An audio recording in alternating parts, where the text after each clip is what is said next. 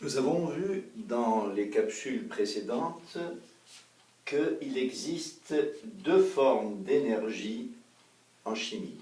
Du moins, on parle de deux formes d'énergie en chimie, la chaleur ou énergie thermique et l'enthalpie, qui est constituée d'énergie cinétique et potentielle entre les molécules, les atomes, etc., à l'intérieur de la substance. Nous avons vu également comment calculer la quantité de chaleur absorbée ou dégagée par une substance. Maintenant, nous allons voir la chaleur transférée d'une substance à une autre. C'est-à-dire, si on a deux substances qu'on met en contact, l'une chaude, l'autre froide, celle qui est chaude va donner une partie de sa chaleur à celle qui est froide jusqu'à ce que la température soit la même pour les deux.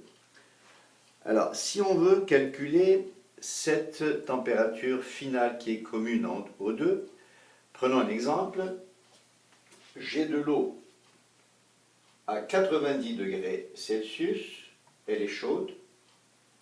On a 100 grammes d'eau, et puis on a un morceau de fer dont la masse est 20 grammes, qui est à une température de 30 degrés Celsius, donc c'est froid. Celle-ci est plus chaude que celle-là.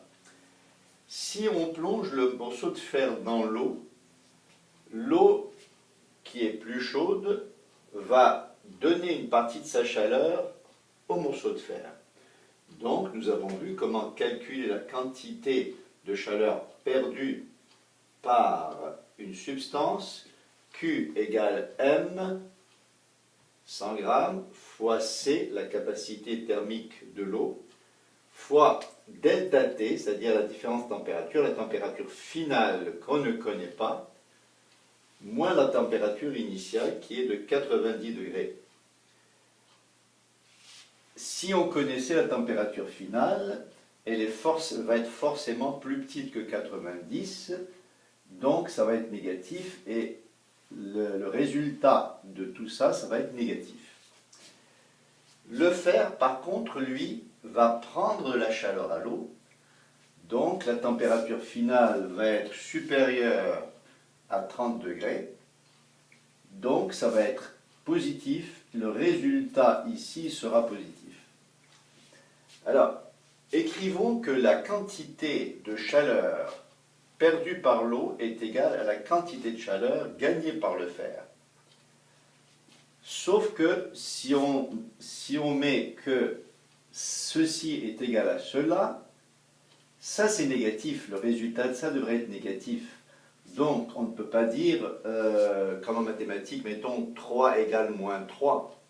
Alors on va, celle qui est négative, on va lui mettre un moins devant, pour que le résultat soit positif. Donc on écrira que moins Q de l'eau est égal à Q du fer. Donc on écrit que ça, avec un moins devant, égale cela, et puis on a à ce moment-là une équation toute simple, mathématique à résoudre, où la seule inconnue c'est la température finale, qui est la même ici et là. Alors, vous n'avez qu'à développer, vous multipliez ça par ça, vous distribuez sur TF et 90, même chose ici, et vous devriez trouver en faisant le calcul que la température finale est de 87,7 degrés Celsius. Ce qui est normal, c'est une température qui est entre 30 degrés et 90 degrés. Voilà.